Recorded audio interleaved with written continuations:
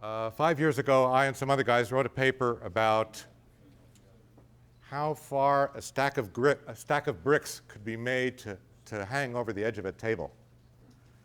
And I gave a talk about it at Princeton, in which I explained that the way to get them to overhang the most is to build a brick wall in the shape of an oil lamp. But the bricks in this brick wall, instead of being laid end to end in the ordinary fashion, each brick would be rotated slightly about, that's good.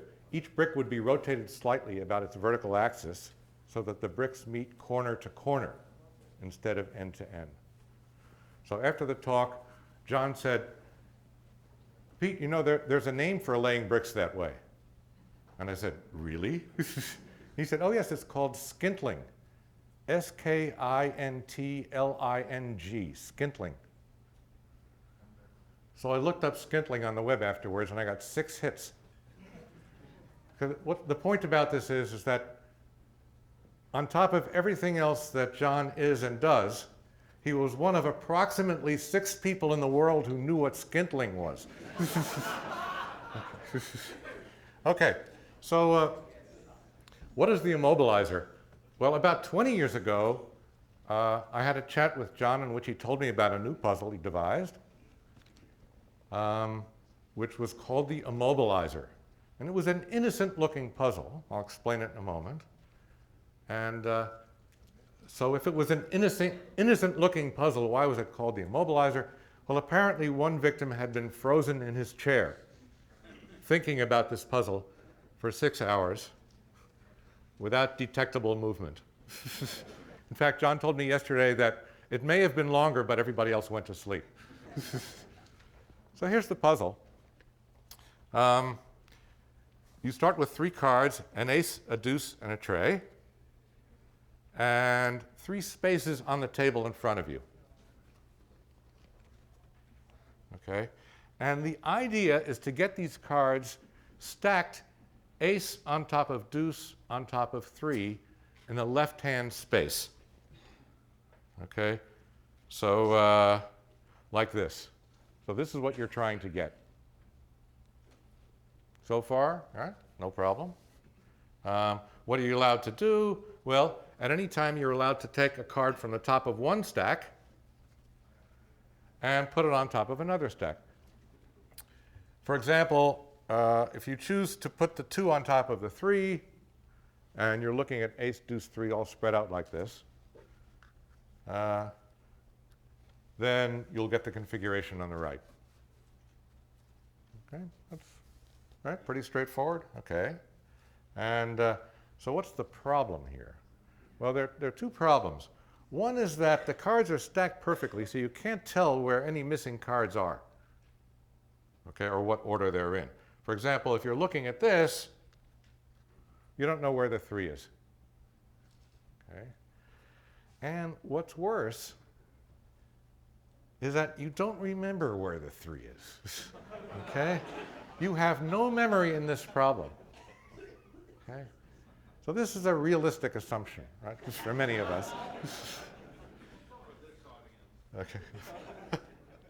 So, for example, right, if you're looking at this configuration, you don't even remember which card you last moved. So of course you have no idea where the 3 is. You don't even know whether you moved the ace or the deuce to get here. Okay. So that means that you need an algorithm to do this in which your next move is based only on what you see. Okay? It can't be based on any past history.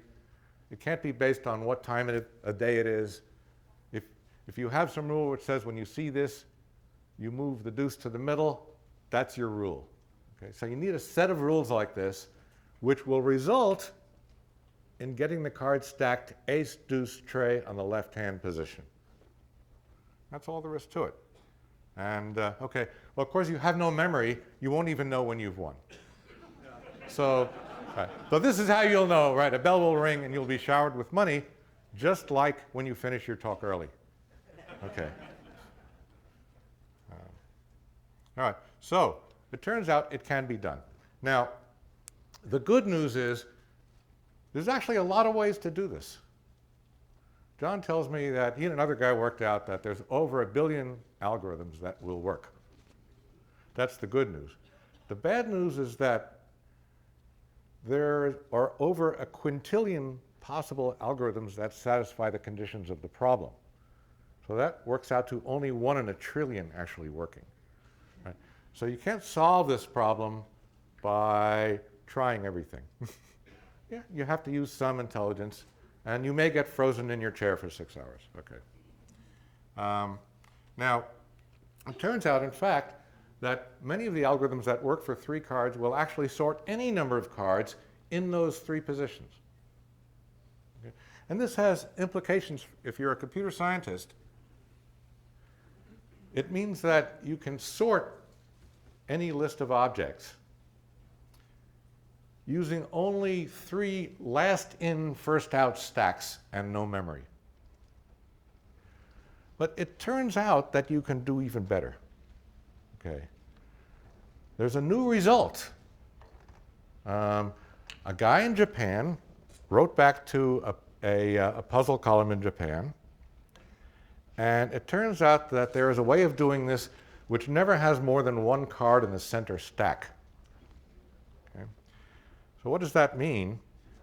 To a computer scientist, it now means that you can sort any list of objects with 2 last-in, first-out stacks and 1 register and no memory. It actually takes rather a long time to sort this way, it seems. But we're not interested in time here. We're interested in sorting and doing something with the minimum of resources. And that's what this nice puzzle is really about. Okay.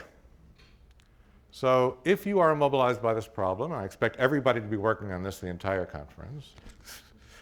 I do have solutions, both old and new, in my G4, G11 article.